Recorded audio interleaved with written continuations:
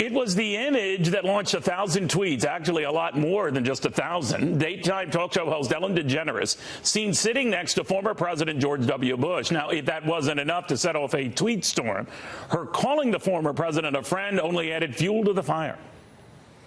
People were upset. They thought, why is a gay Hollywood liberal sitting next to a conservative Republican president? Didn't even notice I'm holding the brand new iPhone 11. And I'm friends with George Bush. In fact, I'm friends with a lot of people who don't share the same beliefs that I have. We're all different, and I think that we've forgotten that that's okay, that we're all different. But just because I don't agree with someone on everything doesn't mean that I'm not going to be friends with them. When I say be kind to one another, I don't mean only the people that think the same way that you do. I mean be kind to everyone.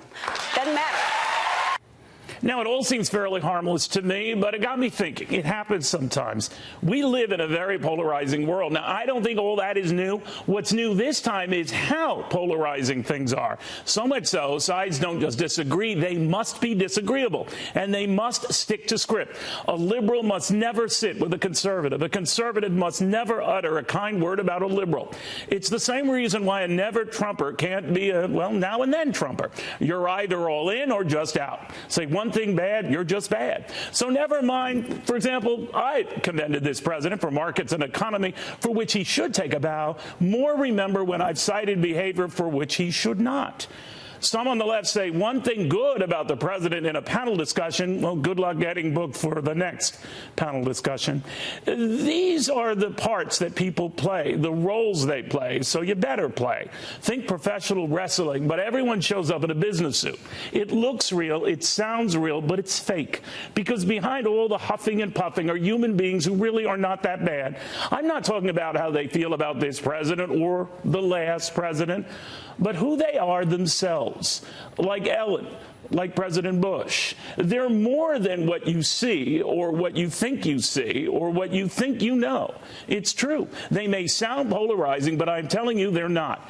I guess I'm saying we're not. None of us are. Just like none of you are. Take cable news. Now, I know a lot of the characters here and elsewhere, some better than others, some more of them than about them.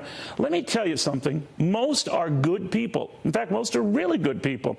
I'm really surprised so many are surprised when I say that, but it's true. Now, some of you may not want to know Shepard Smith has a big heart and is one of the kindest and most decent people in any profession. But he is. Or that Sean Hannity would give you the shirt off his back if you were down and out, whether you were a liberal or a conservative, but he would. Or that Brian Kilmeade has an audacious sense of humor and a rapid-fire wit that would put most comics to shame, but he does. Or that Steve Ducey's biggest bragging point is his family, but it is. Or that Bret Baier's devotion to fairness borders on an obsession, but it does. Or that Martha McCallum has a moral compass, the likes of which is rare in this business. Same with Bill Hemmer, whose infectious goodwill toward liberals and conservatives is just as much a standout in any business. And it's not just here at Fox. Though I don't know them all personally, I can personally vouch for how good Rachel Maddow is to her staff, because they tell me, and how much she cares for what she does, because they tell me that too. And that's important. Or how funny Don Lemon can be, making fun of himself. Or how even funnier Chris Cuomo can be, making fun of Don.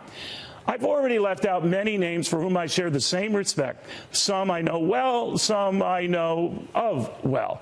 That's why I bristle when colleagues anywhere are called fake. No wonder we've all gotten to the point where we can't seem to discern what is real. Maybe because what you see isn't the entirety of what you get. As Jessica Rabbit, famously voiced by Kathleen Turner, so coolly put it in Who Framed Roger Rabbit, I'm not bad, I'm just drawn that way. Maybe that's why Ellen spoke out.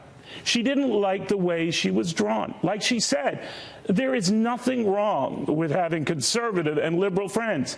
There is everything wrong with thinking there is. Life is too short. But that, my friends, doesn't mean we have to be. Good night.